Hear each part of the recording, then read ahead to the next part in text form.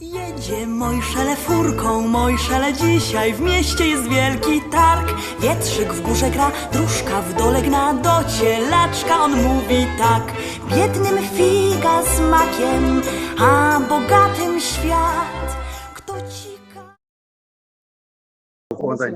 Takk. Ég ætla nú að byrja á dálítið óvæntum stað get ég trúað fyrir suma sko. Því að ég ætla að grípa niður í þjóðskáldið okkar, Jónas Hallgrímsson. Og mér finnst það við hæfi vegna þess að ég ætla að byrja svona þessa yfirferð á þessari rómantísku þjóðernishyggju sem setti svo mjög svip sinn á Evrópu og reyndar fór víðar á 19. öld og hafði áhrif náttúrulega langt inn á 20. öld, bæði jákvæð og neikvæð. En þegar ég að reyna að skýra út rómantíska þjóðernishyggju þá hefur mér gagnast best að grípa bara niður í ljóð Jónasar Ísland. Og ég ætla nú ekki að fara með allt fyrirgefið, en bara rétt svona til þess að menn átti sig á hvað felst í þessari hugmynd, þessari bylgju sem gekk yfir Evrópu alla 19. öld og leiddi til sjálfstæðis þjóða, leiddi til hamingju en líka harms, átaka og stríðs. Og jafnvel svo eins og við vitum til eitthvað skelfilegasta atburðar söguna sem við ætlum aðeins að fjalla í þessum tíma, helfararinnar.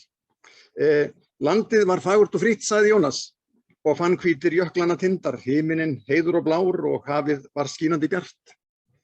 Þá komu feðurnir frægu og frjálslyndis hetjurnar góðu austan Hildibis haf, hingað í sælunar eit. Þá riðu hetjur hérus og skrautbúin skip fyrir landi flutu með fríðasta lið, færandi varningin heim. Þetta hefur ekkert með gyðinga að gera, að sjálfsögðu.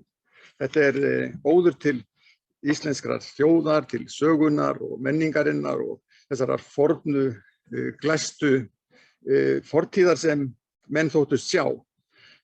Það voru nánast allar þjóðir Evrópu á kafi í þessum pælingum með fortíð sína og þessar þjóðir voru ýmist þjóðir sem áttu sér ríki, en það voru líka þjóðir sem aldrei höfðu eiginlega pælt í því að stofna ríki. Voru bara eins og kannski Kasjúbar í Póllandi, Pommakar í Búlgaríu eða aðrar þjóðir sem við höfum sjaldan heyrt í Evrópu, en þarna voru líka gyðingar og þeir voru partur af þessari rómantísku þjóðernishyggju. Þeir einmitt sionismin fæddur sem partur af þessari bylgju í lok 19. aldar. Ég kem nú aðeins inn á það og ég held að Jón komi ennþá frekar inn á það síðar. En 19. öldin hún sem sé þessi öld sem ber með sér svo miklar væntingar til framtíðarinnar og svo eftir því sem nærri dregur aldamótum að þá verður mikil spenna í Evrópu og menn eru ýmist á svona hamingju fylliríi vegna framtíðarinnar, hún sé svo björt og mikil, en líka höfðu djúpar áhyggjur af þessari spennu sem mátti finna í samskiptum til dæmis stórveldana. Ég ætla nú ekki að staldra heldur við Napóleon, ég set hann bara hérna upp svona til skrauts. Hann náttúrulega einn af þessum áhrifavöldum síns tíma, fer hratt yfir, á ég að setja í... Nei. Hann og í slóð frönsku byltingarinnar að þá það eiginlega hún sem má segja að sumu leyti verður svona hvati að þessum hugmyndum ríkja eða þjóða þjóðríki og í framhaldi Napóleonsstyrjaldanna að þá, og einmitt á 19. öld, að þá förum við að kynnast mitt nútíma landamærum og þessari sterku þjóðerniskennd sem þeim fylgdi.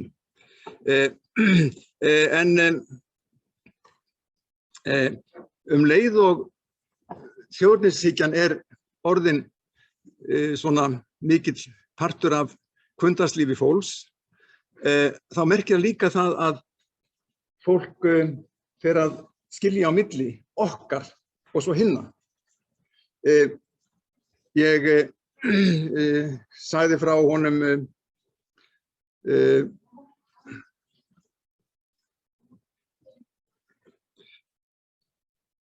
Ludwig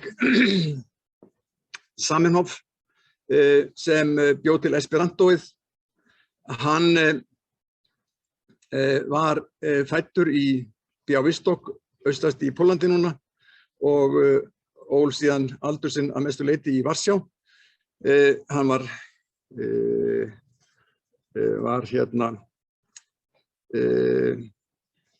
menntaður sjóntæknir sennilega, myndi það kallast í dag. Gerði gleraugu held ég og svo gerði hann esperantó. Og hann einmitt var eins og Isaac Bashevis Singer, hann var gyðingur og báðir höfðu svona ósk eða drauma að skapa einhvers konar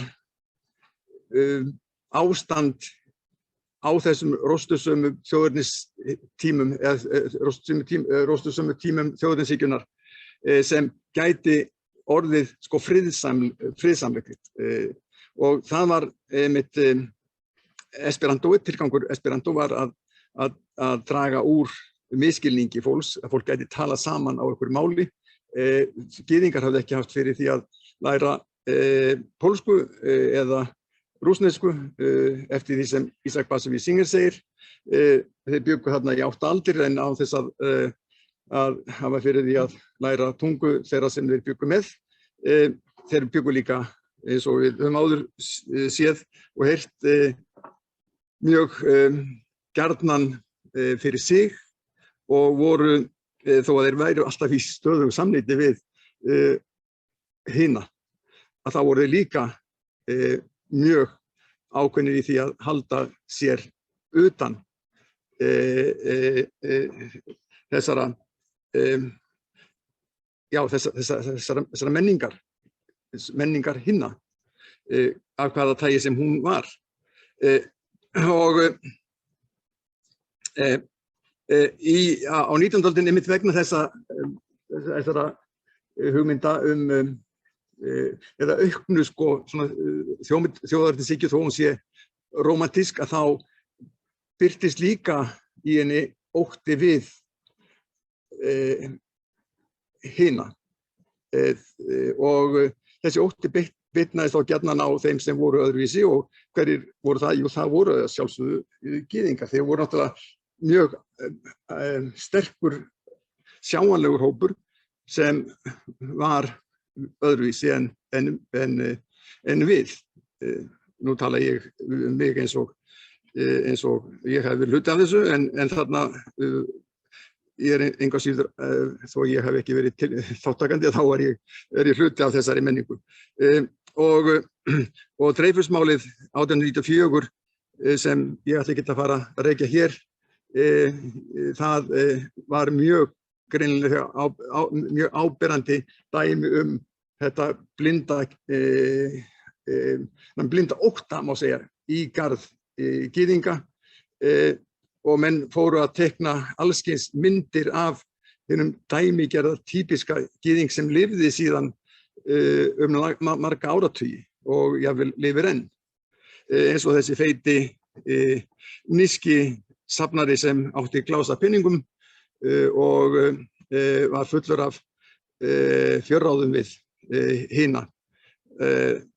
Það brutust út pogrom einmitt mjög oft á 19. öld. Nú það svo sko að Evrópa leit öðruvísi út heldur en nú, ef við tölum landamæri. Við erum að tala hérna, ef við horfum á þetta svæði sem hérna merkt blátt, að þá stærstur hluti þessa landsvæðis hann fellur undir Rússland á alla 19. öldina. Það ekki fyrir 1918 sem landamæri breytast að einhverju ráði og Pólland verður aftur til eftir 123 ár fjarri svona Evrópukortum. Pólska þjóðin var náttúrulega til, þjóðernishyggjan var þarna sannarlega ljóslifandi með Adam Mickiewicz sem svona þeirra Jónas, en hún var hins vegar ekki, pólska ríkið var ekki til, nema í flugumynd eitt augnablik. Ég fjallaði eins Seattle, þessar byggðir, þessi þéttbýli, litlar borgir, bæir sem voru bæir og borgir gyðinga. Það voru fjöldinn allur af bæjum alla Austur-Evrópu. Þetta eru alltaf þéttustu byggðir, gyðingabyggðir í heimi og það voru mörg þúsund þorp og litli bæir sem voru nánast algjörlega byggð gyðingum og á köflum þá voru líka gyðingar með ákveðið sjálfstæði, ákveðið frelsi.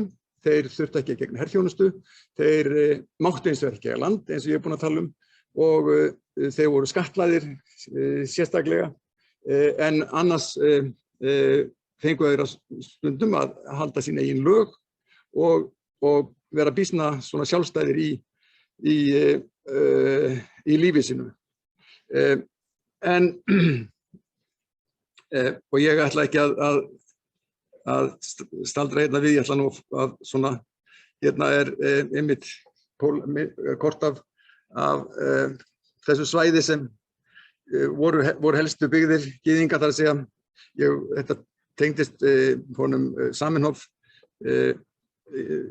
svona var að vildi sýna hvar hann hafði fæðst í Białystok og við rétt við landamæri Hvíta-Rússlands núna, en þá þetta hluti af rússneska keisaraveldinu og svo bjó hann í Varsjá sem líka var hluti af rússneska keisaraveldinu. Og þetta sem sé Białystok sem afskaplega falleg borg finnst mér og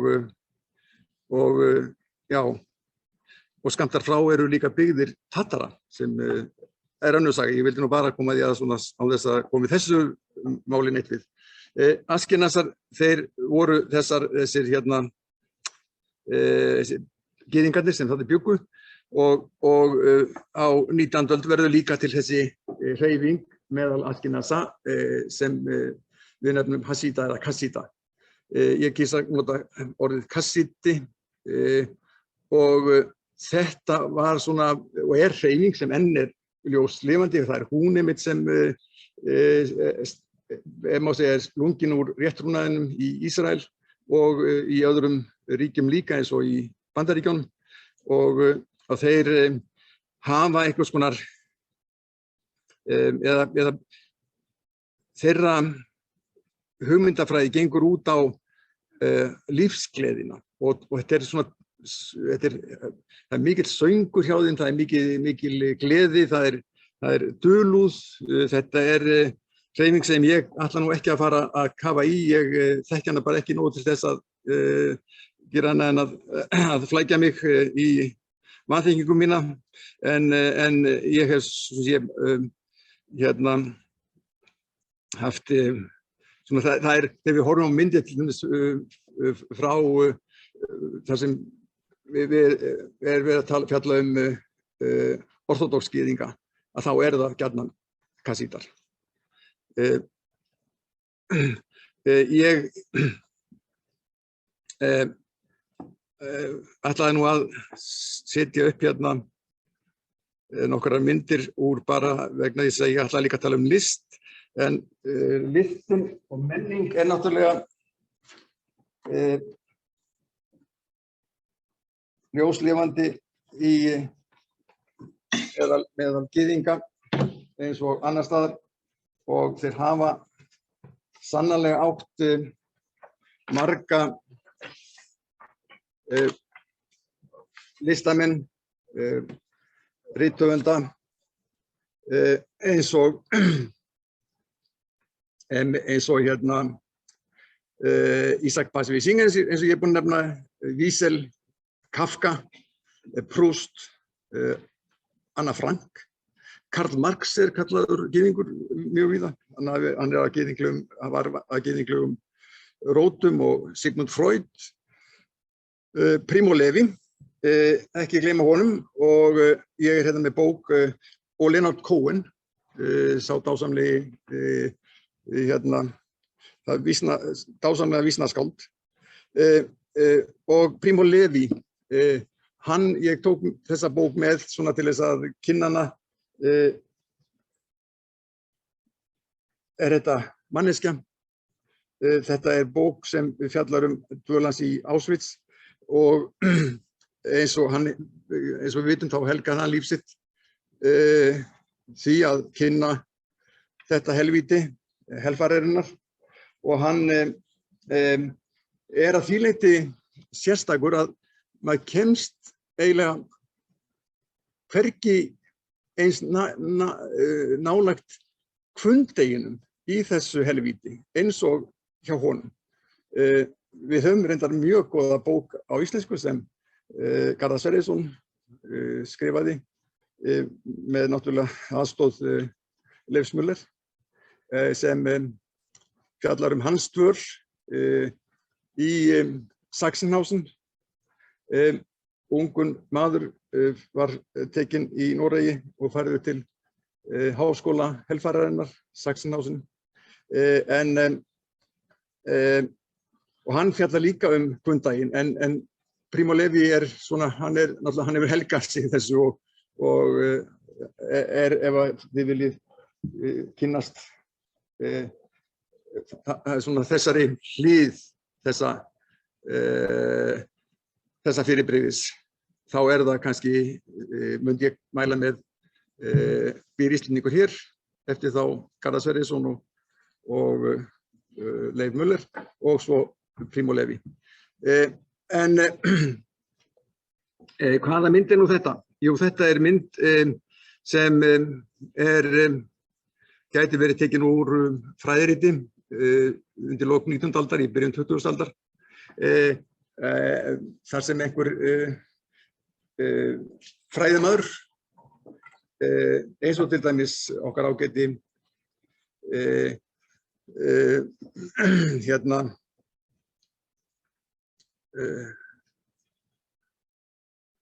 Guðmundur Finnbogason, skrifaði ágæta grein, stórmerkilega grein, í Andvara 1922. Það var bara eitt upplaga Andvara þetta ár, og það ekki, maður þarf ekki að leita lengi, það bara Andvari 1922, og aftast í því hefti einmitt grein Guðmundar Finnbogasonar sem heitir Mannkynbætur, og menn voru sem sé á 19. öldinni ekki bara að pæla í öðrum þjóðum, þeim sem voru þjóðnir fyrir utan, heldur líka samsetningu eigin samfélaga, og hvernig stæði á því að sumir væru eins og þeir væru en ekki eins og við.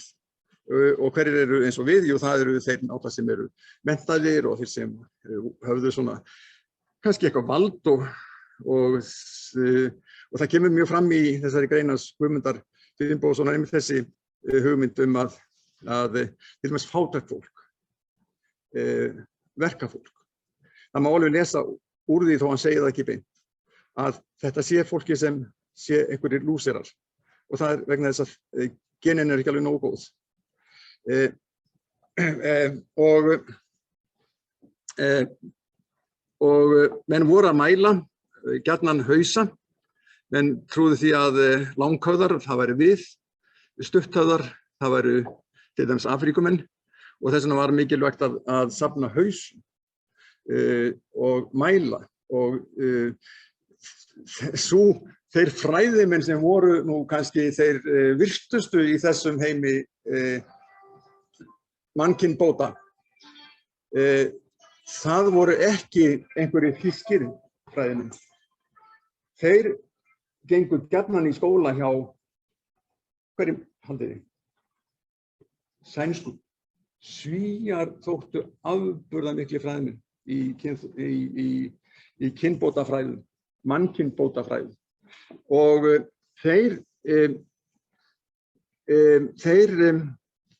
mældu hausa, en þeir voru nú ekki mjög plagaðir af gyðingum, innan gæsalappa. Þeirra athygli beindist að annarri þjóð sem býr reyndar að hluta til í Svíþjóð. Mönnum þótti ekki vera, mönnum þótti svona menntum Svíum þótti þeir vera hálfgerðir villimenn. Og það eru samanir. Já. Og það nú svo að þeir söfnuðu hauskúpum af sömum. Og í sögusafni í Lundi, þar var ég við nám. Ég var í fornleifafræði nákvæmlega í sögusafni og ég vissi þá ekki, og ég vissi það ekki fyrr en ég var að ganga frá bókinni Hulduþjóðir, þar sem ég fjallar sama, og í byrjun þessara bókar þá ger ég grein fyrir sömum og hafði lesið einhvers staðar að stærsta hauskúpusafni í heimi væri einmitt í Lundi í sögusafninu, Historiska museet. Og ég hafði aldrei séð það. Ég hafði séð hauskúpur þarna, en ég hafði aldrei séð eitthvað stórt hauskúpusafn. Svo ég hringdi nú bara í forstöðukonu safnsins sem þá var og spurði hann þetta, hvort það væri rétt að það væri stærsta hauskúpusafn í heimi. Hún sagðist ekki þora fullyrða það, en hún sagði það er mjög stórt og ég lét það duga. Það er mjög stórt. Og það svo grátlegt að þessum hauskúpum var safnað oft af fólki sem var tekið nauðugt og sett á stofnanir og sé til þess að það myndi eiga skjótan dauða. Og við þekkjum sömu aðferðir frá Þýskalandi nasismans 39 til 45. Það voru með stofnanir sem tóku fatlað fólk og fólk með arfgenga sjúkdóma sem þeir sáu til að færu yfir voðanum miklu fljótt og vandkvæðalaust. Og þar notuðu þeir gas.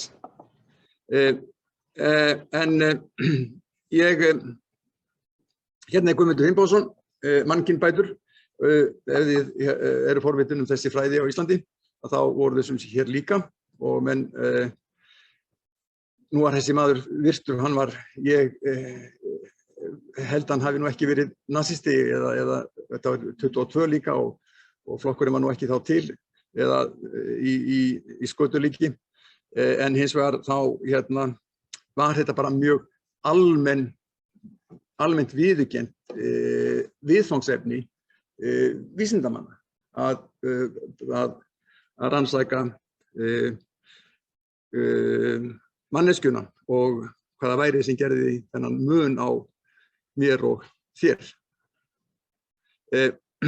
Nú ég var að tala þetta þessi prógram og það hélt áfram alltaf með millibili, með svona hvíldum. En ef við komum nú, förum yfir áramótin eða aldaskiptin 1900 og þá getum við drepið niður þar sem nasistar eru að koma til valda í byrjun árs 33. Þá eru fjöldi gyðinga í Evrópu talið vera tæpar 10 milljónir. Í öllum heiminum 15,3. Það er svona eitthvað tölur sem ég hef fundið en svona tölur eru allar kannski ekki alveg kórréttar. eða menn geta haft einhverjar skoðanir á þeim.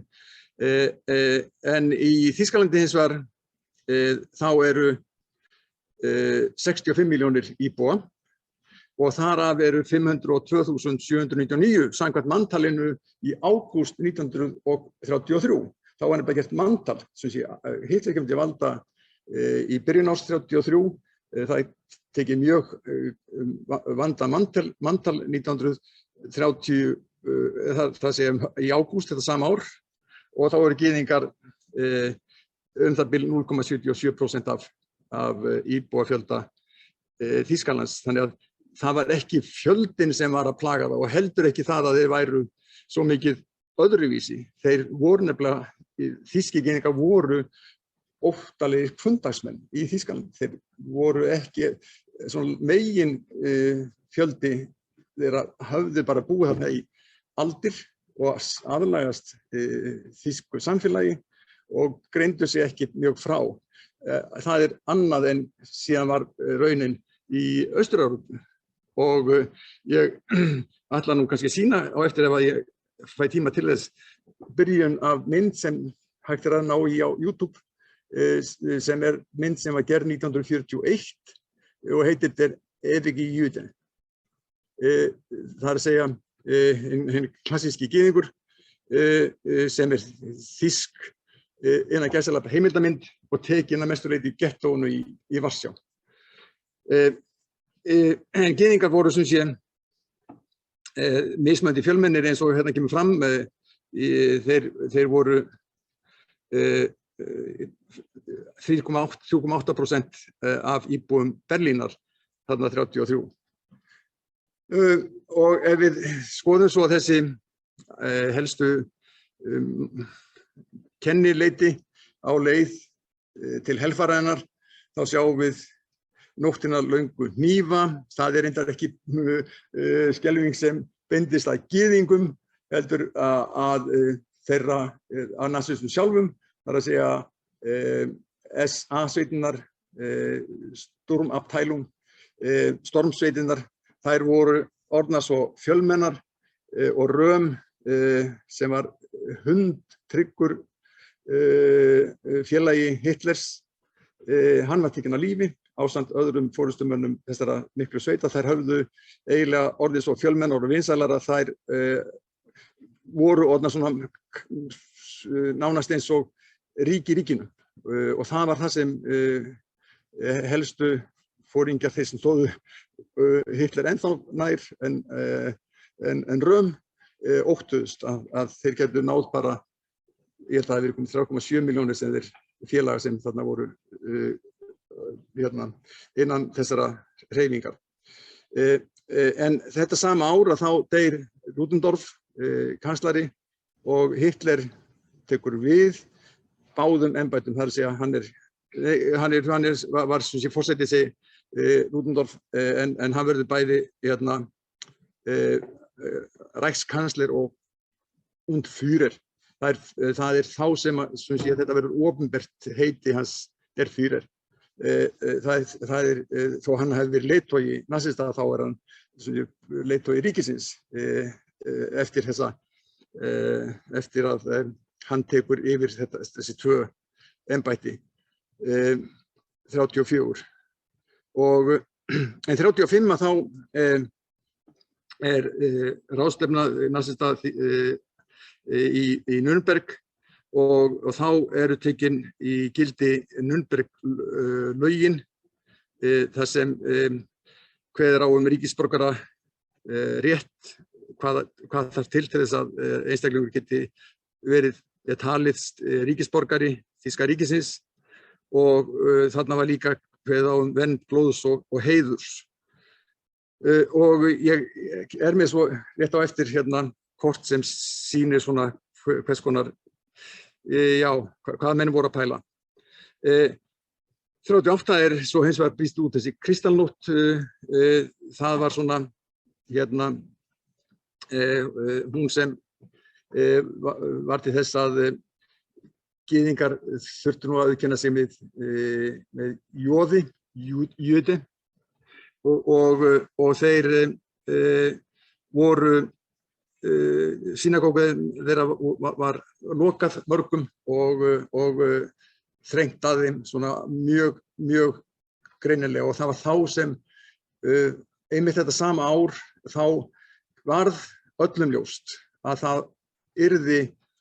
þetta yrði hrikaleg, hvað á ég að segja, hrikaleg örlög sem beið þeirra ef að þeir myndi ekki gera eitthvað sem var náttúrulega ekki hægt nema þá hugsanlega að flýja. Og menn voru þá í löngum bönum að reyna að komast í burtu. Menn bæði voru ríki gyðingar sem hjálpuðu þá þeim fátækari, en hvert átti að fara? Nágrannalöndin voru flest farin að loka á gyðinga, og eitt þessara ríkja sem lokaði sannarlega skellti í lás, og einmitt þetta ár 38, það var íslenska ríkið. Það var þá sem skipið kom hingað með gyðingabörnin sem leituðu hér skjóls, og Hermann Jónasson sem þá var forsætisráðherra, hann taldi algjörlega ótækt að Ísland myndi opna faðminn á móti slíku fólki, og þeim var öllum vísað frá. Og þeirra örlög, ég held að það hafi verið einhver sem fór að skoða þetta og komst að því að flest hafi endað í Auschwitz. En þetta vil ég nú samt ekki segja neitt frekar. En þarna tekið nú líka fram aksjón T4, það er þessi, þeir voru ekki bara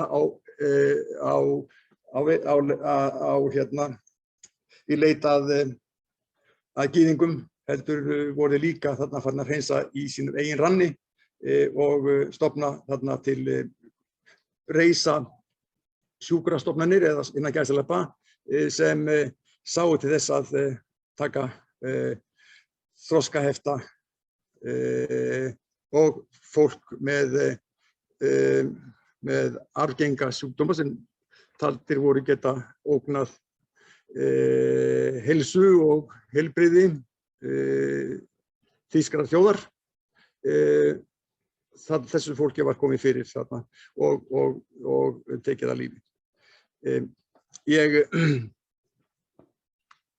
Þið sem hafi séð myndina Einræðisherrann, hún gerð 1940 og það ein sena sem Hinkel, sem náttúrulega Hitler, hann fær vísindamenn í heimsókn sem eru með allskis hugmyndir eitthvað hérna, og ég held að það hafi verið Garbitz sem átti að vera Göring. Hann kemur og segir við Hitler að það sé vísindamaður sem hann hérna, sem vilji gjarnan kynna ofsalega fínt efni sem það sé gas.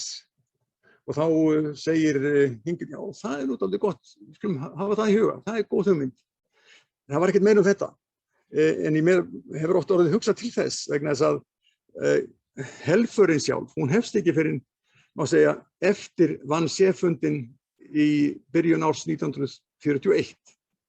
Myndin gerð 39-40, en það var þá farið væntanlega að berast að þetta fólk í þessum útrýmingabúðum sem beindust að fötluðum og sjúkum notuðust við gas. Og þetta held ég að annarkvort hörðu svona opaslega djúp framsýni Chaplins eða að þetta hefur verið farið að kvisast heimsbyggðina. En þarna sem ég á eftir að koma inn að Wannsee-fundinn og hérna ég ætla að sýna svona þetta hérna eftir þetta kort sem fylgdi með þessum lögum, Nürnberg-lögum, sem sýnir hérna hvernig þeir skilgreindu manneskju, gyðingur eða ekki gyðingur, eða hálfgyðingur eða mixtúra einhver, mixling. Og þetta þetta minnir mig þegar ég var að lesa þessi lög og sjá þessar greiningar og ægilegu þessu flækjustig sem þarna eru, þá var mér helst hugsað til Stóradóms. Þeirra laga sem heittrúaðir Lúthersmenn á Íslandi tók í gildi, var það ekki rétt undir lok 16. aldar, þar sem menn gerðu mjög skýra grein fyrir því hvaða fólk gat haft kynferðislegt samneyti, og það voru misþungar refsingar við, og það var ekki tengt blóðböndum. Það var, ég vil bara að karlmaður mátti ekki vera í kynferðislegu samneyti við til dæmis systur stjúpmóður sinnar, og alls ekki stjúpmóðurnar, og svo framvegis. Þetta myndi þessi flækja Nürnberglagana, hún myndi mig dálítið á þessa sögu sem við höfum hérna á Íslandi. Ég ætla nú ekki að lesa þetta hérna upp. Það er heilmikil vinna að fara í gegnum þessi lög og átta sig á þeim þannig séð, en menn gátu sem sé verið hérna, menn gátu jafnvel lifað á þess að vita af því að þeir áttu einhvern afa eða langafa jafnvel sem var hérna, hafði verið gyðingur, og ef að mixtúrna var ekki, eða hérna síðan næstu kynslóðir voru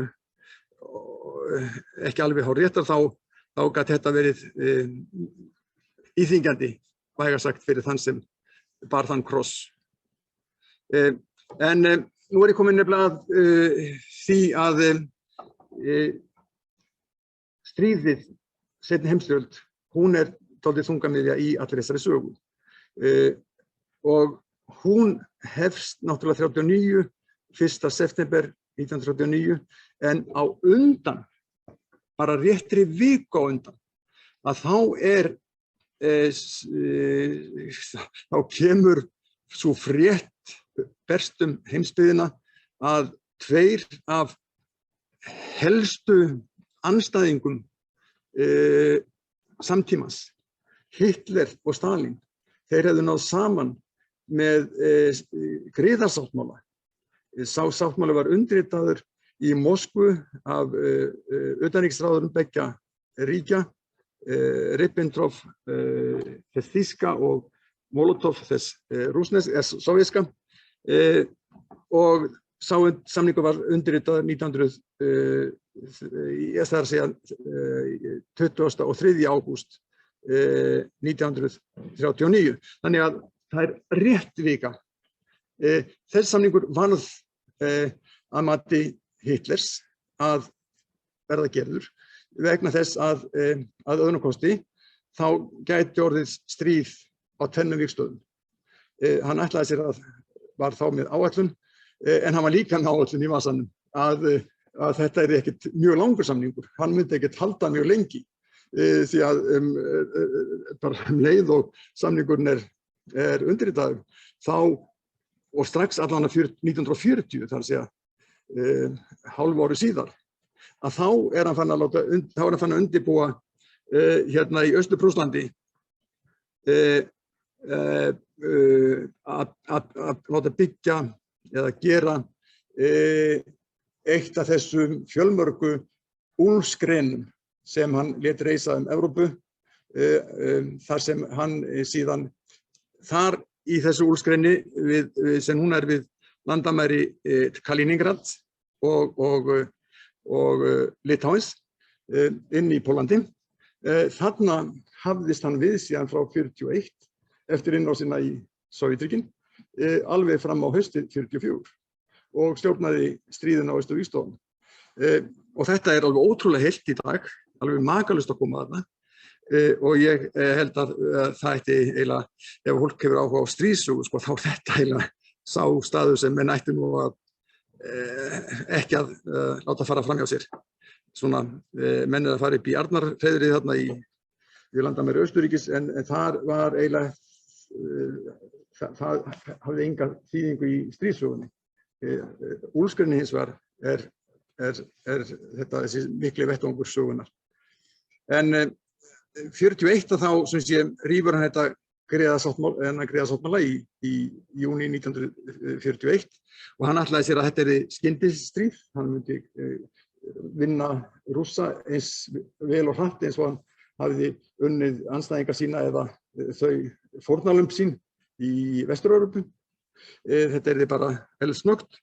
En annað kom nú á daginn og þetta var heljarins þetta var náttúrulega hans dauðadómur. En hins vegar, þarna hann komin inn í annan heim. Og það eins og þeir hafi ekki áttað sig á því. Og það kemur einmitt fram í þessari mynd, ef ekki Jüde, að þetta kom þeim alltaf óvart að kynnast þessum byggðum gyðinga þarna í Austur-Evrópu. Og þeir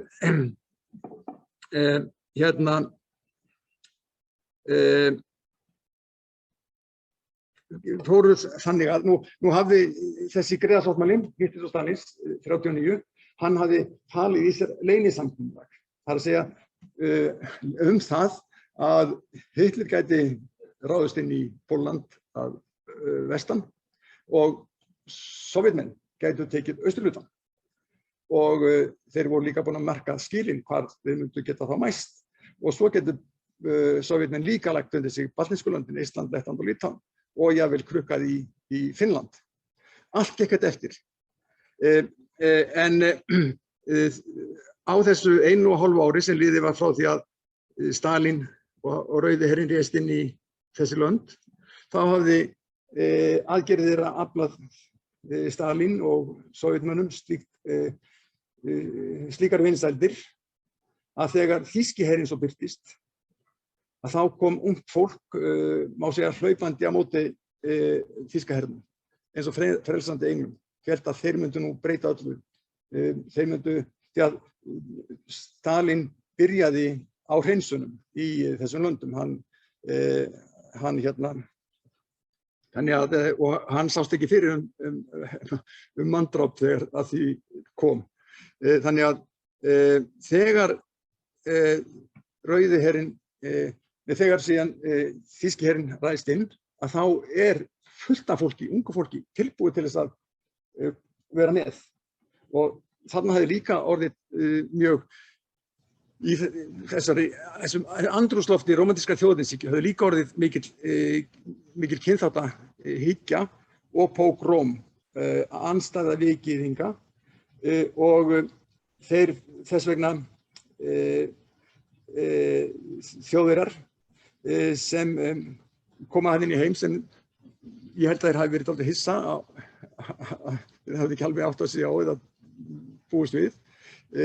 Þeir fengu ungt fólk úr þessum löndum, Úkraínu, Hvíta-Rússlandi, Póllandi, Litáen, Lettlandi, til þess að ganga í lið með sér, stofna sérstakar sveitir, þeir kölluðu þetta Einsatzkommando, svona sérsveitir, og þessar sveitir, að þær voru látnar vinna skítverkin.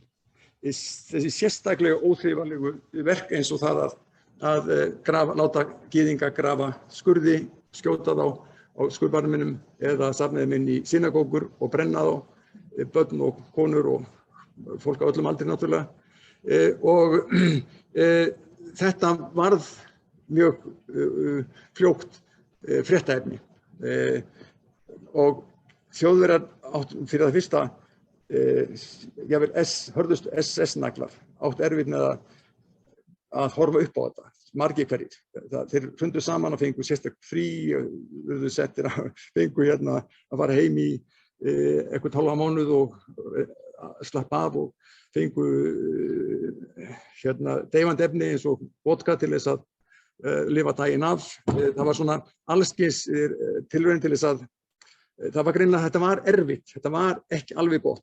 Og það þess vegna sem menn horfðu upp á svona grafir Þetta nú reyndar frá hérna úr fangabúðum, en þetta nú sennilega frá Stutthof, sem rétt hjá Gdansk, en það nefnilega 20. janúar 1941 að þá fundur margra af helstu forystumönnum SS, fundur eða ráðstefna haldin í Wannsee, sem svona í suðvestur hluta Berlínar. Afskaplega falleg bygging. Þarna var fundur sem hófst klukkan 9 á morgni og endaði á kvöldi, og menn fengu sér fyrst morgunverð og konjak eftir morgunverðin, held ég, svo allavega í hádeginu þá fengu við sér konjak og kaffi, og þetta var sem sé virkilega það til maðurstillinn þetta, og núna þetta hús safn. Á þessu fundi var verið að ræða í endlösung hérna lokalausnina, hvernig förum við að. Við getum ekki staðið í því að vera að myndavélar þær eru farnir að birta, það fara að birta myndir af þessum aðgerðum í Hvíta-Rússlandi og í hérna Litháen. Hvað getum við gert? Jú, við hérna á þessum fundi ákveðið að verksmiðjuvæða dauðann. Á þessum fundi þetta kort lagt fram, og þetta sem sé ekta kort sem sýnir að þegar þannig komið sem sé í janúar 1941, þá búið að taka lífi alla gyðinga Eistlands 963, 25.238 sýnist mér í Lettlandi, 136.421 í Litháen, og eins og við sjáum, þetta 41.000 þarna sem þá væntanlega Hvíta-Rússland núna.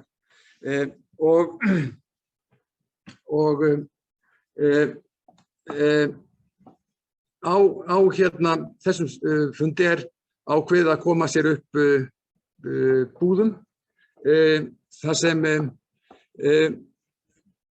annars ættu þær að vera þá vinnubúðir, og það ágerist nú mjög þegar leið á stríðið að í byrjun komu vagnar, grípavagnar, hlaðnir fólki dag og nótt, og þar var mjög lítið til að byrja með, og það voru sumar búðirnar sem voru gagngert dauðabúðir eins og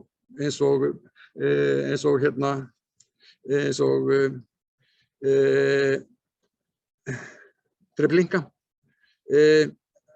og aðrar voru blandaðar annars vegar útrýmingabúðir, hins vegar vinnubúðir, og það voru búðir eins og þá Auschwitz, ég tek þessi 2 dæmi, og þessar búðir eins og við sjáum hérna þær stærstu voru þar sem þá var Pólland, og Auschwitz urðu þær stærstu. Þarna erum við við hliðið, Arbeit macht frei. Það stóð ekki á öllum búðum, það stóð bara á sumum. En það nú sannarlega rétt að vinnan frelsaði, og við í þetta hlið sem inn í stamlager, þar að segja fyrstu búðirnar. Auschwitz voru ekki bara einar búðir, það voru 40 búðir á stóru svæði. En þetta voru þess elstu, þarna voru upphaflega þessi herstöð austurríska hersins, meðan það var undir Austurríki, og síðan tóku Pólverjar yfir og gerðu þetta líka herstöð, og síðan Þjóðverjar gerðu þetta fangabúðum og hækkuðu húsin eina hæð, því að það þótti nú ljóst fljótt að þetta yrði allt of lítið, og síðan voru þeir að gera nýja búðir hérna rétt hjá, 3 kílómetra fyrir vestan, og þær eru Birkenau, og síðan kom búta sem voru þá sérstaklega byggðar fyrir IG Farben, sem höfðu þarna drauma að reisa verksmiðju sem framleiddi gervigúmmí. Þjóðverjar voru langfremstir í heiminum í efnaiðnaði og ekki farbin var þarna í ferðabroti og þeir ætluðu sér að nýta sér og þeir nýttu sér náttúrulega þræla. En ef við horfum á þessa mynd hérna, þá vil ég bara, hafið þið komið til Auschwitz og þá veistu allt þessa mynd. En hérna stóðu sér hljómsveitin sem spilaði, þýska marsa. Þetta er eldhúsið hérna, sem sá matargerð og það þótti mjög gott að fá að vinna þar. Menn voru dálítið í góðum málum. En svo var þetta hérna hús, það vissi ég nú ekki fyrir eftir að ég var búinn að vera þarna í allt og oft. Það reyndist vera, sem sé, hóruhúsið, þar sem þeir höfðu, sem sé, fanga stúlkur sem neyddust til þess að selja blíðu sína.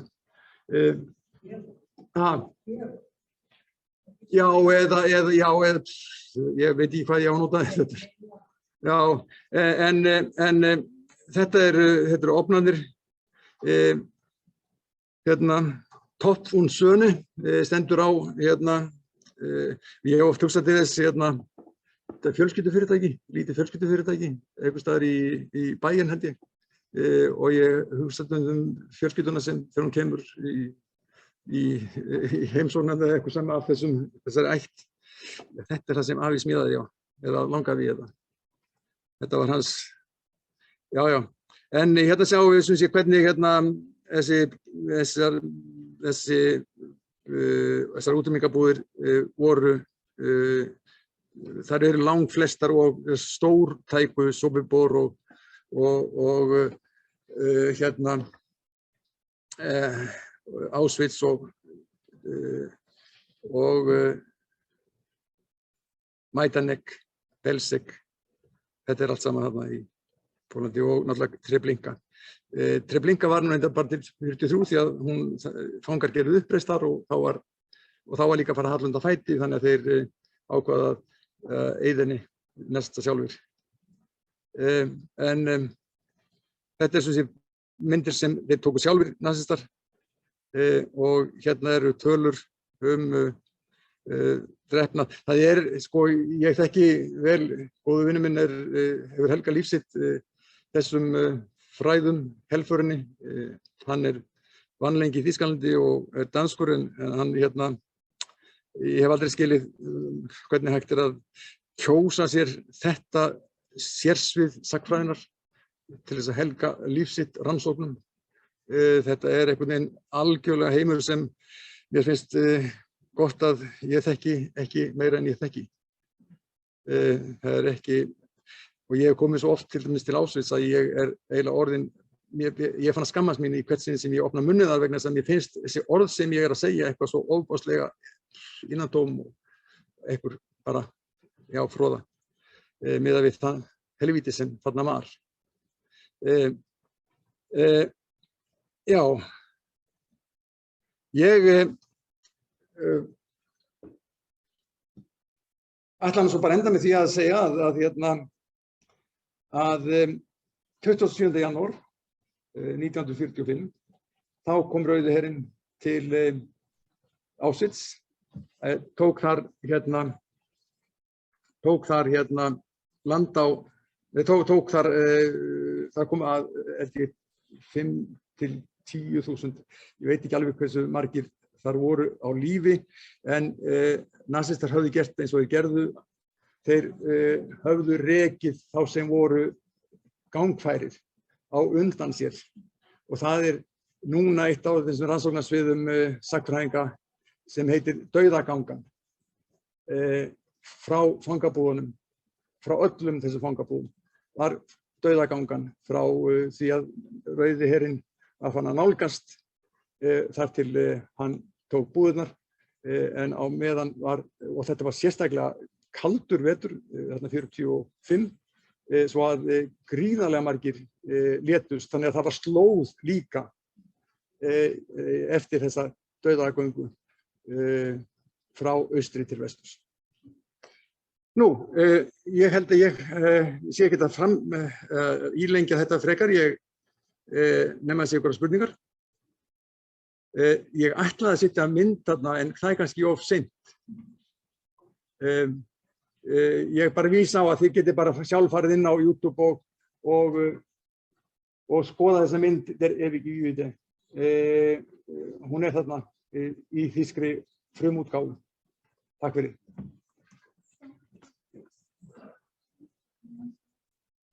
Komið sæl og blessuð og ég ætlaði að víkja dálítið annarri hlið þessa máls heldur en Þorleifur hefur verið með. Ég ætla að reyna að segja svolítið frá hvað hefur gerst með Gyðinga og Ísrael síðan 1881.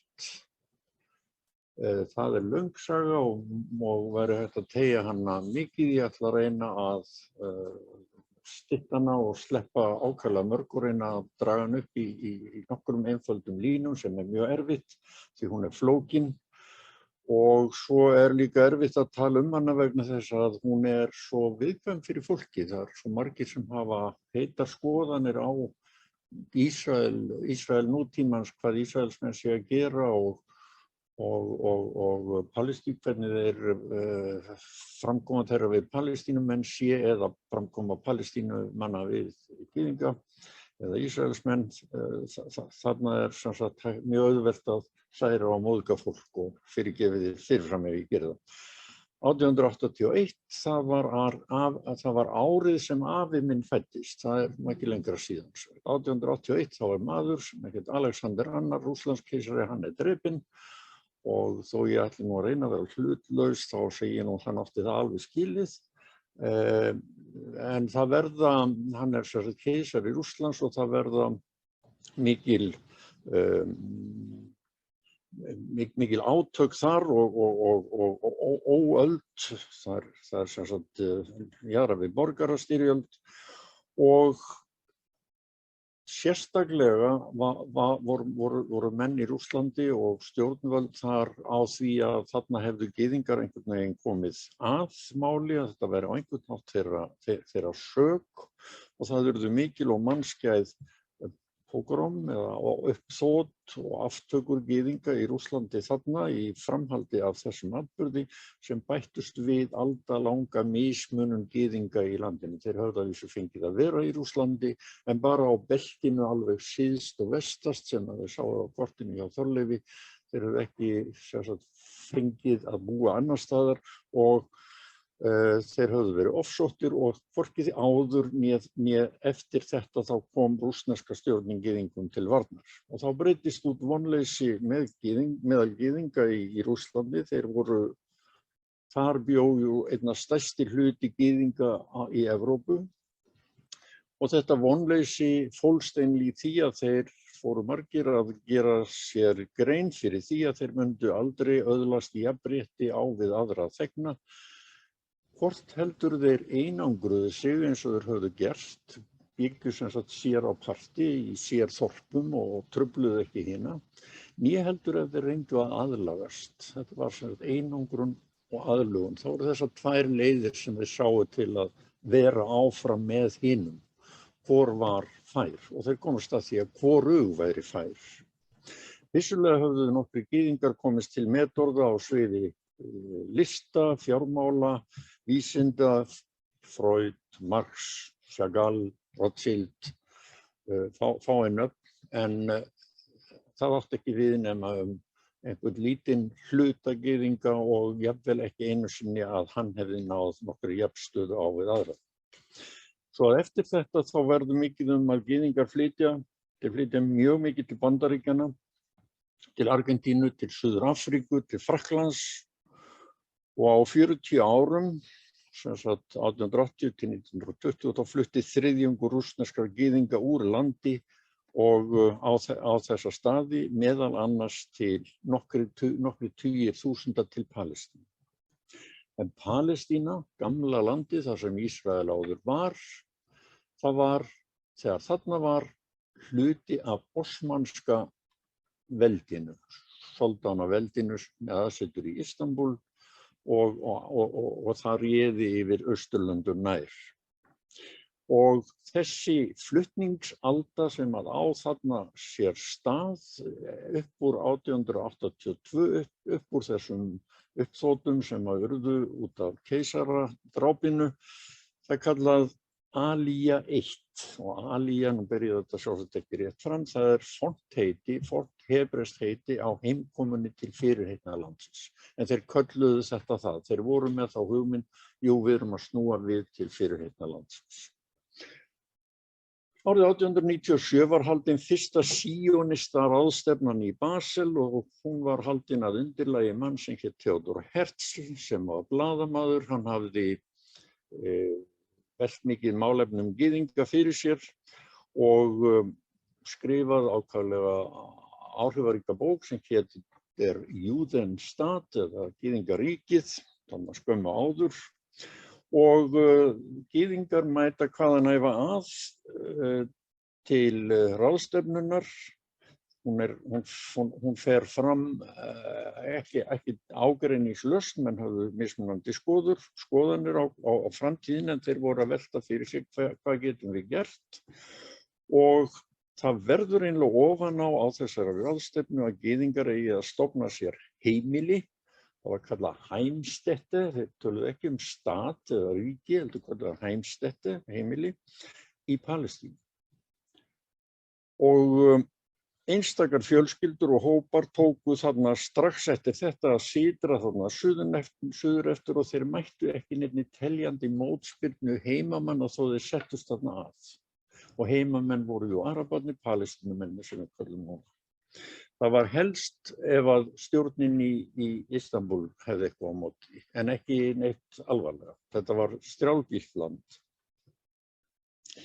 Það voru skoðaðar aðrar leiðir, önnur svæði, önnur lönd sem að gyðingar gætu eignast þetta heimili í. Menn töluðu, sumir vildu að það færi til Argentínu, sumir vildu að þeir færi til Uganda og en niðurstaðan var þetta og það væri líklega rétt að fara til gamla fyrirheitna landsins. Það var andstaða við þessa skoðun af ýmsum ástæðum eða andstaða við þessa áætlun af ýmsum ástæðum en ein svolítið sérstök. Hún var sú að heittrúaðir gyðingar, orthodox gyðingar, sem var bókstafstrúa gyðingar, þeir sögðu, jú, vissulega eigum við síðir að koma til fyrirheitna landsins, en ekki svona. Það á áður að koma Messías, það á áður að koma einhver sem leiðir okkur þangað og þetta á að gerast með þeim hætti sem lýst í Biblíunni. Og þetta ekki rétt aðferð og þessum erum á móti. Og þessi mótstaða ennþá til.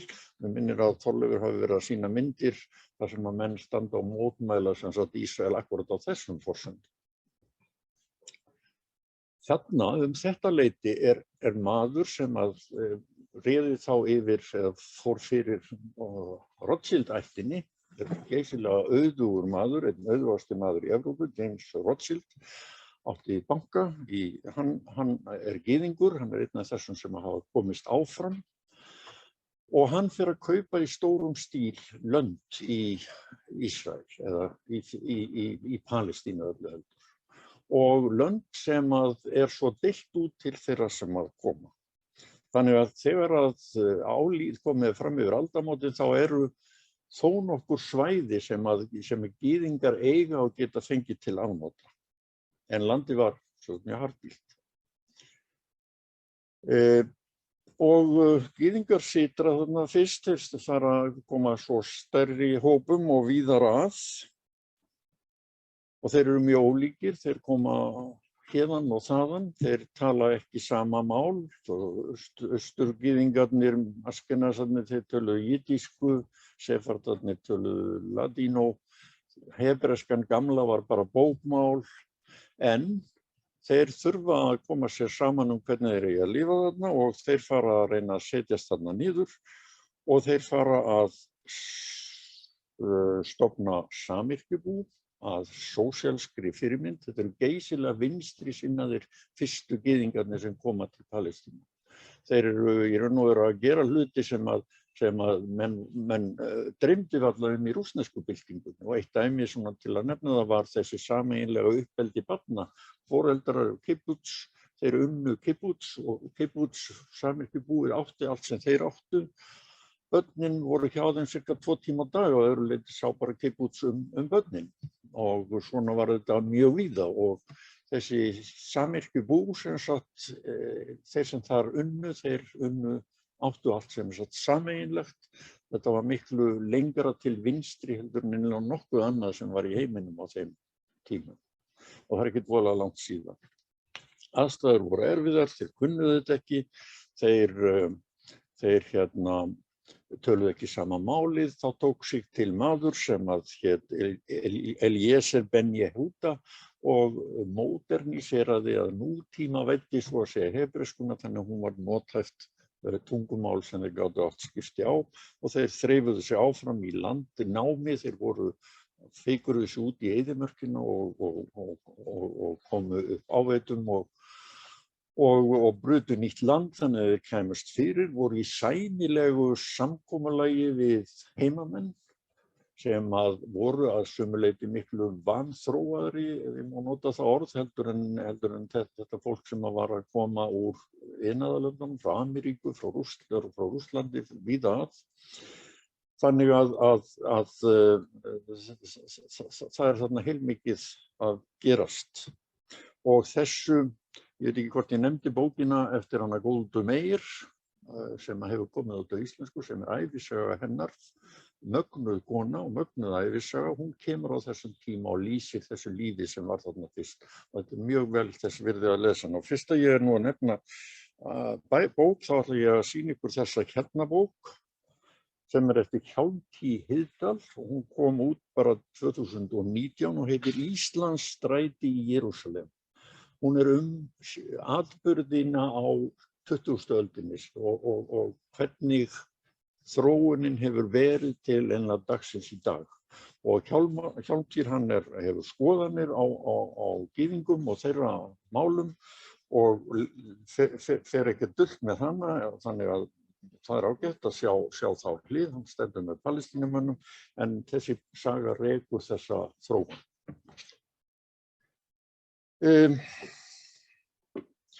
Nú, Alía 2, innflutningsbylgja númer 2, hún hófst árið 1904 og með henni þá var gyðingum í Palestínu ljóst að það dygði ekki bara að setjast þarna á einhver landsbíldum sem búið var að kaupa undir þá eða brjóta svolítið búta af eyðimörkunum í kringum landið til þess að setjast og þeir yrðu að stofna ríki og þarna fljótlega upp úr aldamótunum þá verður til sem sagt sú stefna að stofna ríki, ekki bara eitthvað heimili gyðinga heldur ríki.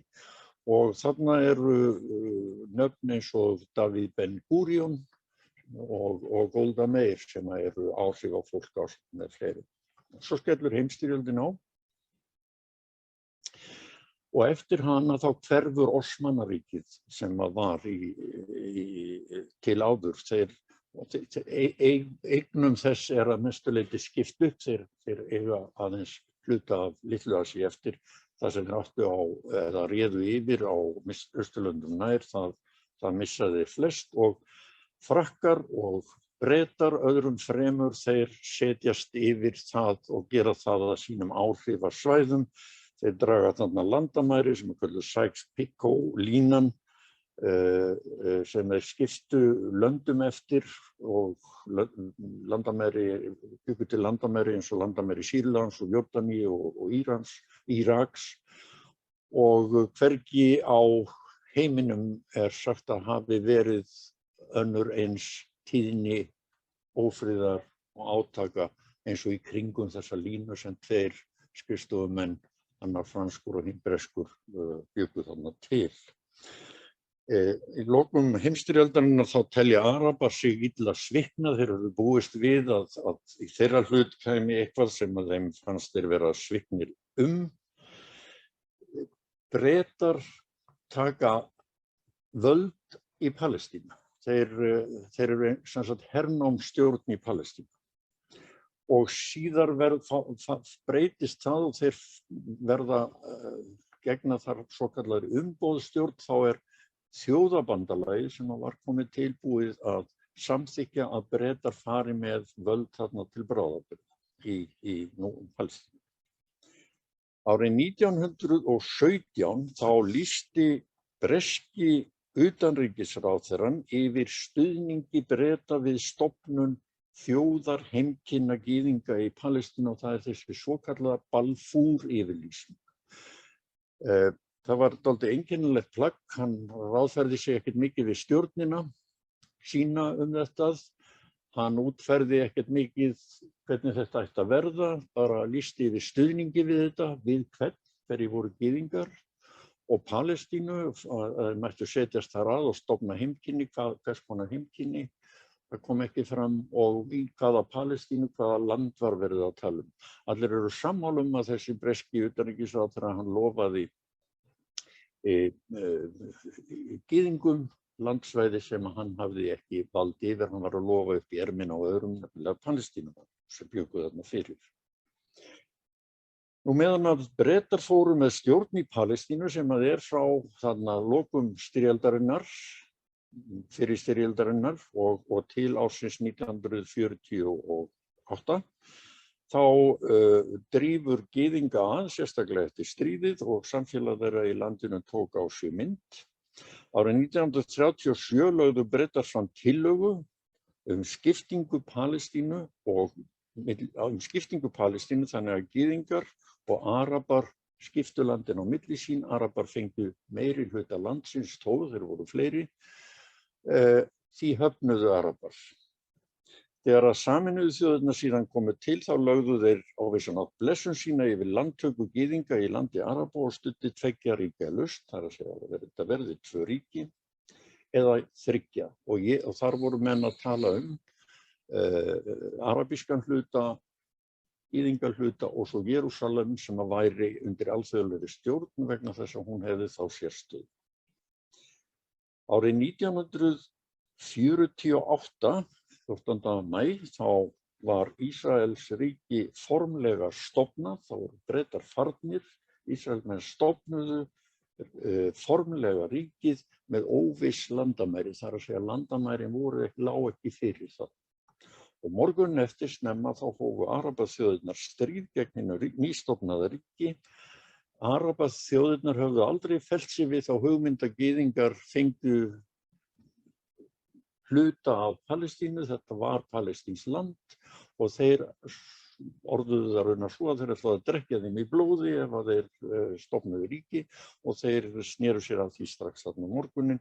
Eftir fáeina daga þá guldu þeir afhroð og gyðingar eða Ísraels menn í þessu nýstofnaða ríki, þeir unnu þarna mikinn sigur. Ég ætla ekki að rekja þetta neitt náið. Það vex upp, kemur meiri spenna milli gyðinga og arabana sem búa þarna. Árið 1963 stofnað einlega formlegur aðili sem að getur rætt þessa deilu, það PLO og þeim þetta Yasir Arafat. 6 daga stríðið 1967 sem að Ísraelsmenn sömuleiðis unnu, samningar Ísraels og Egyptalands 1978 og 79 og Osloarsamkomulagið 1993 þar sem voru Yasir Arafat og Yitzhak Rabin. Og nú ætla ég að reyna að draga aðalatriði þessara stöðu saman í fáeinar setningar eða ályktanir. Og ég ætla að reyna að gera það hlutlaust, en í fyrsta lagi þá yfirgáfu gyðingar landið Ísrael og þá átt við eitthvað svipað eins og var yfirráðasvæði Davíðs konungs og þeir yfirgáfu þetta land í síðasta lagi 135 eftir Krist, þá fara gyðingar úr þessu landi. Og þeir dreifast víða. En þeir trúðu því, það var partur á trúarbrögðunum, að Javi hefði heitið þjóðinni, Ísraelsmönnum, þessu landi 1400 árum fyrr, þar að segja kringum 1300 fyrir Krist. En þar hafði drottinn ekkert verið mjög nákvæmur með hvaða landi eða hvaða þjóð. En síðan höfðu gyðingar alið með sér von eða trúarvissu það í fyllingu tímans myndu þeir snúa aftur til þessa land sem alltaf kölluð fyrirheitna landið. Í öðru lagi þá bjuggu Palestínumenn í Ísrael fyrir 135 eftir Krist og allt til þessa dags og litu á og líta enn á svo að landið sé þeirra. Palestínumenn sem tala arabísku eru mótleikarar gyðinga þarna í Ísrael. Í þriðja lagi gyðingar urðu fyrir sífelldum ofsóknum víðast í Evrópu og tilraunum til útrýmingar, einkum á tímum seinni heimsstyrjaldarinnar og eftir hana flosnuðu mjög margir gyðingar upp úr fyrri heimahögum. Margar vestrænar þjóðir höfðu samúð með þeim og sektarkennd vegna helfararinnar. Samtímis dafnaði í leinum antisemitismi á nýjan leik í Evrópu og hann fer vaxandi. Í fjórða lagi heimsveldi Bretland lýsti yfir vilja sínum til þess að gyðingar mættu eignast heimili í Palestínu, það Balfour yfirlýsingin 1917 og þeir gerðu svo eins og ég nefndi tillögu það Bretar að hún yrði framkvæmd með sérstökum hætti 1937. Mjög mörg ríki studdu þetta áform út af hinum og þessum ástæðum. Þetta var vandamál sem þurfti að leysa. Það gerði Þjóðabandalagið frá 1922 og síðan Sameinuðu þjóðirnar þegar þær voru stofnaðar. Arabaþjóðirnar, nágrannarnir, þeir hétu því hins vegar að þetta skyldi aldrei verða. Bretar höfðu ekkert lagalegt umboð til að lofa einhverjum gyðingum sem ekki einu sinni féllu undir skilgreiningu á þjóð, landi Palestínumanna að þeim forspurðum. Bretar fóru með stjórn Palestínu frá lokum fyrri heimsstyrjaldarinnar 1918 til 1947, fyrst hernámsstjórn, síðan umboðsstjórn. Gyðingar fluttu á þessu tímabili í stórum stíl til Ísraels og bjuggu sig í landinu með landakaupum og í krafti valds. Meirihluti Sameinuðu þjóðanna lagði síðan blessun sína yfir landnám þeirra eða landtöku og lagði til tveggja ríkja lausn. Árið 1948, jafnskjótt og Bretar viku úr landinu, var Ísraelsríki stofnað með óviss landamæri. 750.000 Palestínumenn að minnsta kosti viku fyrir þeim og sumpart í flóttamannabúðir þar sem sumpart eru enn. Fyrirheit Arabaþjóðanna að uppræta Ísraelsríki rættust ekki. Til þess skorti Arabaþjóðirnar samtök, þær voru ekki sammála og samstíga, getu og vilja. Stríðin 1948, 1967, 1973 og 1982 sanna þetta. Í endurteknum stríðsátökum hefur Ísrael fest sig í sessi, lagt undir sig stór og mikilvæg landsvæði þar sem Palestínumenn áður bjuggu og ráða nú faktist lögum og lofum þarna á svæðum. Ísrael hefur komist upp með landtöku þessa og gengur æ lengra gagnvart Palestínumönnum. Meiri háttar átök milli Ísraela og Palestínumanna, sem uppreisnir eru það stundum kallaðar, sem urðu á árunum 1929, 1936, 1947, 1948, 1949, 1956, 1967, 1973, 1982, 1987, 2000, 2006, 2008, 2012 og 2014 og fleiri síðan hafa ekki fært Palestínumönnum neinar hagsbætur. Samningar eins og voru gerð í Camp David eða kenndir eru Camp David 1978, við Madrid 1991 og við Oslo 1993, þeir hafa ekki haldið. Harðlínustefna hefur verið ríkjandi í stjórn Ísraels að undanförnu og þar bendi ég á landnemabyggðirnar og múrinn svokallaðan. Bræðraþjóðir Palestínu, það er að segja Arabaríkin, hafa ekki leyst flóttamannavandann. Þeir hafa ekki tekið til sín þá sem enn eru á flótta eftir að Ísrael var stofnað og eru nú sem fyrr ósamstíga og tvísýndigandi. Þá spyr maður sig hvaða hugsanlega lausnir koma til greina á þessari deilu og þær eru 4 hugsanlegar. Sú fyrsta tveggja ríkja lausn, það að Ísrael og Palestína skipti landinu milli sín í 2 sjálfstæð ríki. Og þá þarf að svara spurningunni hvar og hvernig landamæri. Jerúsalem þar sérstakt vandamál. Þetta hefur oft verið stungið upp á þessu, það hefur aldrei komist til framkvæmda og ýmis ljón á veginn með það, með þess að tveggja ríkja lausn. Öðru lagi að það verið stofnað sambandsríki, þannig að þeir stýri þessu saman, Palestínumenn og Ísraelsmenn. Það þá þyrfti að koma sér saman hvernig stjórn það væri og með hvernig skilmálum. Og menn hafa oft nefnt þetta sömuleiðis og ég hugsa að tíminn vinni ekki með Palestínumönnum varðandi þessa lausn. Þá þriðja lausnin, hún svo að Ísraelsmenn verði innlimaðir í ríki Palestínumanna eða þeir verði hraktir burt, hvernig, og fari eitthvað og þá hvert. Þetta frekar ólíklegt, það hefur ekki þróast í þessa átt mál þarna. Í fjórða lagi að Palestínumenn verði innlimaðir í ríki Ísraelsmanna eða hraktir burt og þá hvernig og fari eitthvað annað og þá hvert. Þannig að þetta svona í raun og veru það sem að gæti, sá endir sem gæti orðið. Engin lausnin góð né líkleg og enginn hefur haft lag á að ýta þessum málum upp úr því fari sem að þau eru í og sjálfsagt enginn þessara aðila í raun og veru vill.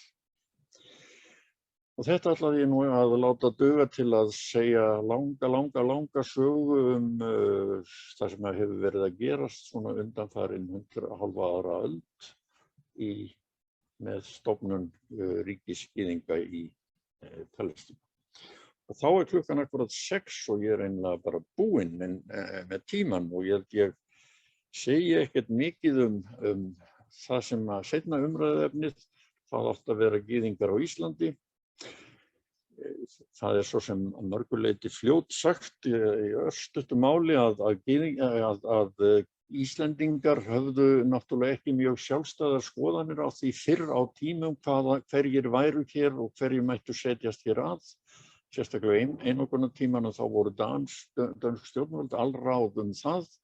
Íslendingar hafa mörgu leyti fylgt svo eftir Norðurlöndunum í afstöðu sinni til gyðinga alveg fram að stríðinu og Norðurlöndin voru ekkert framúrskarandi jákvæði í garð gyðinga. Það var, Þorleifur lýsti áðan, viðhorfum sem voru ríkjandi á öðrum Norðurlöndum og við tókum þau eftir. Við höfðum ekki kynnst gyðingum svo mikið beint en við, svo að segja, löftum dálítið upp það sem var talað illa á annar staðar. Hér var stjórnin ekki svo sterk í að móta einhverja stefnu í þessu, þetta voru meira einstakir menn. Þorleifur nefndi Hermann Jónasson, hann var lögreglustjóri, hann virtist hafa stjórnað þessu ansi mikið eða móta þessa afstöðu ansi mikið bara eftir sínum eigin skoðunum. Guðmundur Finnbogason, hann var nú fræðimaður og skrifaði þessa grein sem að við kunnum nú að gagnrýna núna, sjálfsagt í bestu trú þá og ekkert ólíkt því sem aðrir voru að skrifa og héldu sjálfsagt að það væri dálítið gott hjá sér. Vilmundur Jónsson landlæknir var annar maður sem hafði mjög mikil áhrif á hvernig í praxís var tekið á móti þeim gyðingum sem spurðust fyrir það hvort þeir gætu fengið hérna hæli þegar fóru að hitna undir þeim í Þýskalandi og viðbrögðin voru afar neikvæð.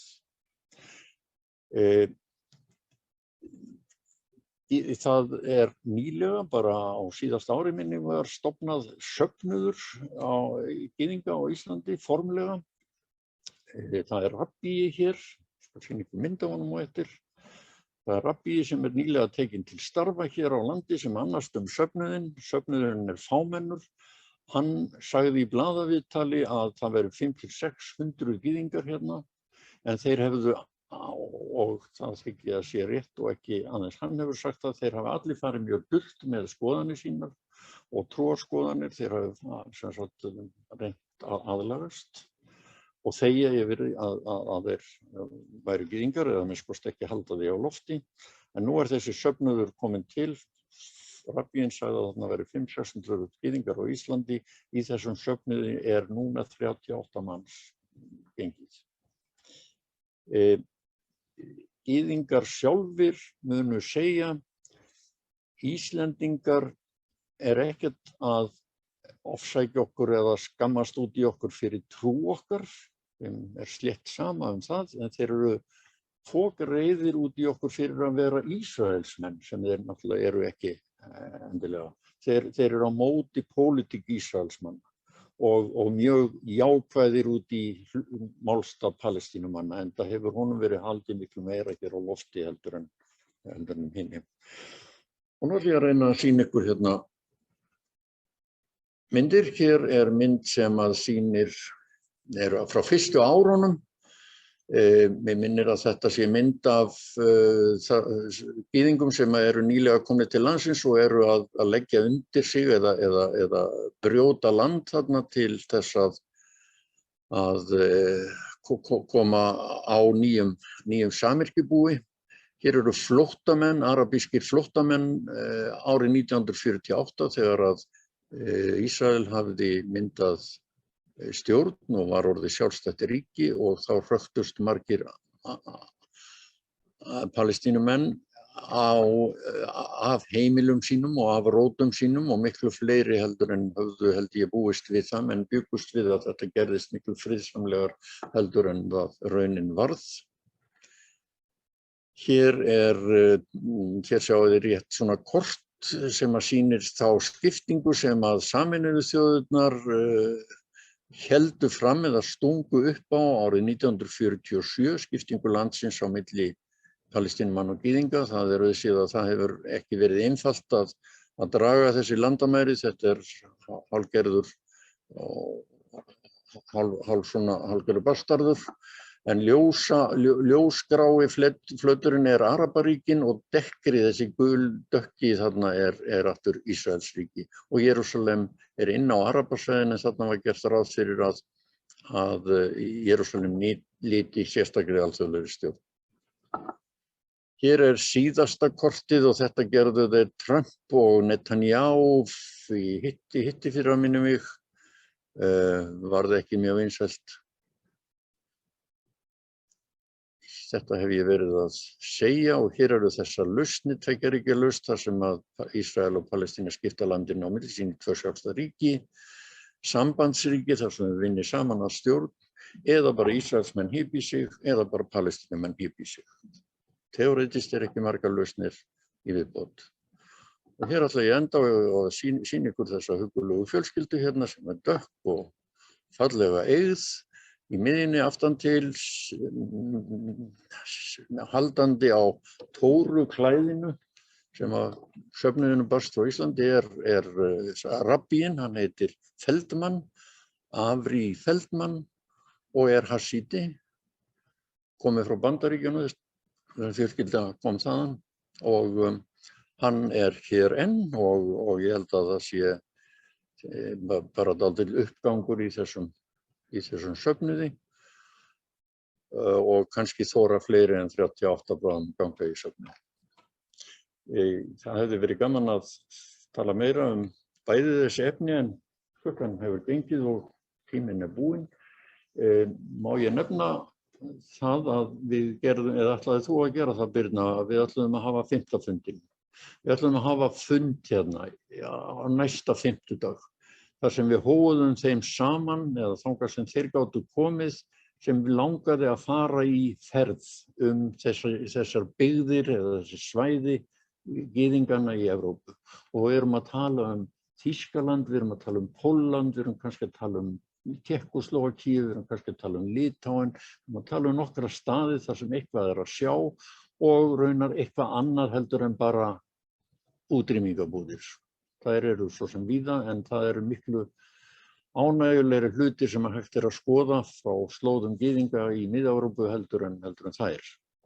Við þáðum svo gett ráð fyrir að eiga hér fund þar sem að yrði talað og þá sem mættu fólk sem hefði áhuga á svona ferð og tekið þátt í ákveða hvað ætti hún að vera löng og hvert ætti hún að vera og hvað ætti hún að kosta og hvenær ætti að fara. Þetta getum við ekki út af COVID en við reynum bara að að planta þessum fundi og koma honum á sem fyrst þegar við megum og þá yrði sendt út til, já ég veit ekki, kannski félagsmanni í U3A, kannski þeirra sem að tóku þátt í fyrsta fundinum eða kannski bara með almennri tilkynningu, þá yrði sagt frá að hann yrði þarna og þá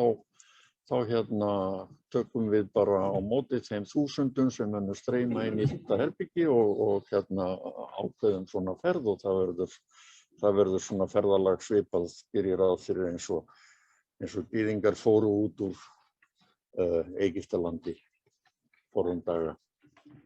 Donna, donna, donna, donna, donna, donna, donna, do. Donna, donna, donna, donna, donna, donna, donna, do. Mądry Mojżesz, sprytny Mojżesz, myślicielak schylając łeb. Gdyby stał się cud, gdyby mówić mógł, tak Żydkowi by odparł wnet. Biednym figa z makiem, a bogatym świat. Kto ci kazał być biedakiem, teraz marsz na targ.